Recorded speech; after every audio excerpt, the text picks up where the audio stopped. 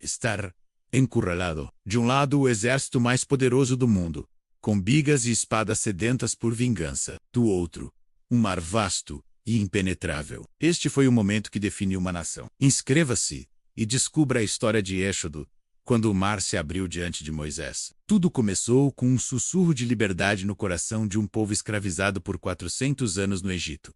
Gerações nasceram e morreram sob o jugo do faraó, construindo cidades monumentais, com suor e lágrimas. A esperança parecia uma miragem distante no deserto da opressão. Mas Deus ouviu o clamor do seu povo. Ele escolheu um homem improvável, Moisés, um príncipe egípcio com um passado hebreu, para ser o libertador. Moisés, hesitante e ciente de suas limitações, retornou à terra que o criou e o rejeitou. Ele se apresentou diante do faraó, não com um exército, mas com uma simples mensagem divina: deixe meu povo ir. A arrogância do faraó era como uma muralha. Ele zombou, aumentou o fardo sobre os hebreus e desafiou o poder do Deus de Moisés. Foi então que o céu e a terra do Egito testemunharam o poder divino. As pragas desabaram sobre o reino. O Nilo, a fonte da vida egípcia, tornou-se sangue. Rãs, piolhos e moscas cobriram a terra. Peste dizimou os rebanhos. Feridas cobriram os corpos dos egípcios. E uma chuva de granizo e fogo destruiu as colheitas. Gafanhotos devoraram o que restou.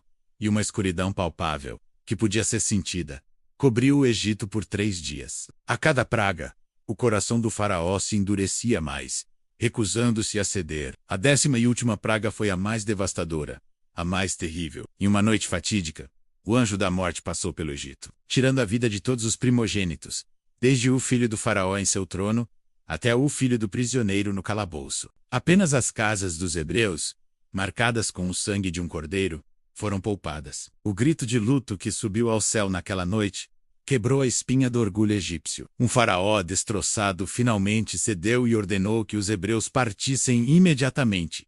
E assim, o êxodo começou. Uma multidão de mais de 600.000 homens, sem contar mulheres e crianças, deixou o Egito. Não era uma marcha militar organizada. Era uma nação inteira em movimento, carregando seus poucos pertences, seus rebanhos e a promessa de uma terra prometida. Eles seguiram uma coluna de nuvem durante o dia e uma coluna de fogo durante a noite, um guia visível da presença de Deus.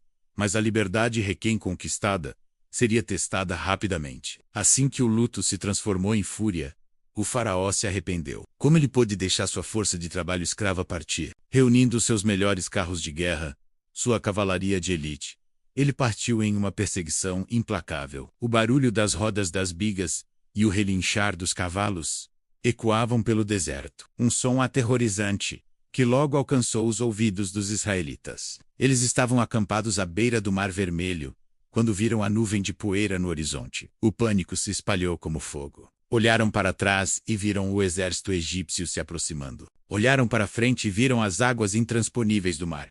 Estavam presos. O medo se transformou em acusação. Não havia sepulcros no Egito, para que nos trouxesse para morrermos no deserto, gritavam para Moisés. Era melhor servir aos egípcios do que morrer aqui. O coração de Moisés deve ter pesado. Ele carregava o fardo de um povo aterrorizado e a responsabilidade de sua fé, mas em meio ao caos e ao desespero, sua confiança em Deus não vacilou. Ele se voltou para o povo e proclamou palavras que ecoariam pela eternidade. Não tenham medo, fiquem firmes, e verão o livramento que o Senhor lhes trará hoje. Os egípcios que vocês estão vendo hoje, nunca mais os verão. O Senhor lutará por vocês. Tão somente acalmem-se. Então, Deus deu a ordem a Moisés, uma ordem que desafiava toda a lógica e razão humana. Diga aos israelitas que marchem. E você, levante o seu cajado, estenda a mão sobre o mar e divida as águas, para que os israelitas possam atravessar o mar em terra seca. Enquanto Moisés obedecia, a coluna de nuvem, que os guiava, moveu-se para trás deles, posicionando-se entre o acampamento de Israel e o exército egípcio. Para os israelitas, era uma luz guia. Para os egípcios, era uma escuridão que os impedia de avançar. Durante toda a noite, um forte vento oriental soprou. Um som como nunca antes ouvido rasgou o ar, enquanto as águas do Mar Vermelho começavam a se mover. Não era uma maré baixa. As águas se dividiram, levantando-se como 2 muralhas líquidas gigantescas, uma à direita e outra à esquerda. O leito do mar foi exposto, seco, firme. Imagine a cena.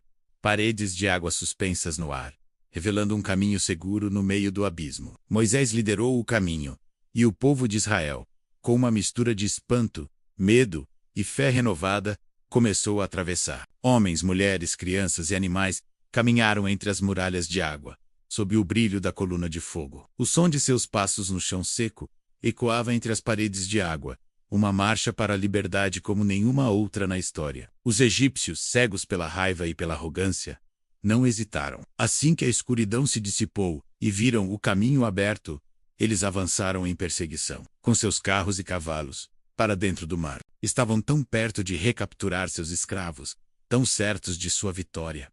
Mas no meio do mar, o Senhor interveio. As rodas de seus carros de guerra começaram a emperrar e a se soltar. O pânico tomou conta dos soldados egípcios. Vamos fugir de Israel, gritavam. O Senhor está lutando por eles contra o Egito! Quando o último israelita pisou em segurança na outra margem, o sol começava a nascer no horizonte. Deus então ordenou a Moisés: estenda a mão sobre o mar, para que as águas voltem sobre os egípcios, sobre seus carros de guerra e sobre os seus cavaleiros.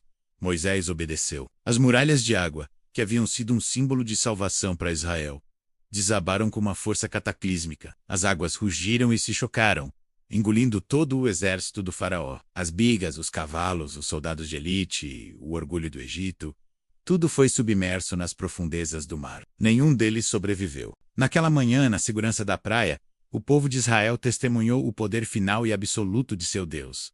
Eles viram os corpos dos seus opressores sendo lançados à praia. O medo se transformou em reverência. A dúvida se transformou em um cântico de vitória. Naquele dia, Israel não apenas viu a salvação, mas entendeu a magnitude do seu Deus. Eles não foram salvos por sua própria força, mas pela intervenção milagrosa de um poder maior. A travessia do Mar Vermelho não foi apenas uma fuga. Foi um batismo. Eles entraram no mar como escravos e saíram do outro lado como uma nação livre, ligada a Deus por uma aliança de fé e livramento. Esta história não é apenas sobre um milagre antigo. É um lembrete de que, mesmo quando estamos encurralados, com o impossível à nossa frente e o perigo atrás de nós, existe uma esperança que transcende nossa compreensão. É sobre a fé que move montanhas, ou o Nescasso, que o Abramers. Se esta história tocou sua alma e despertou sua fé, saiba que há muitas outras jornadas de esperança e poder para explorarmos juntos. A mesma mão que abriu o mar pode abrir caminhos em sua vida. Inscreva-se no canal, deixe seu like e junte-se a nós. Vamos descobrir juntos a força que existe nos momentos mais impossíveis.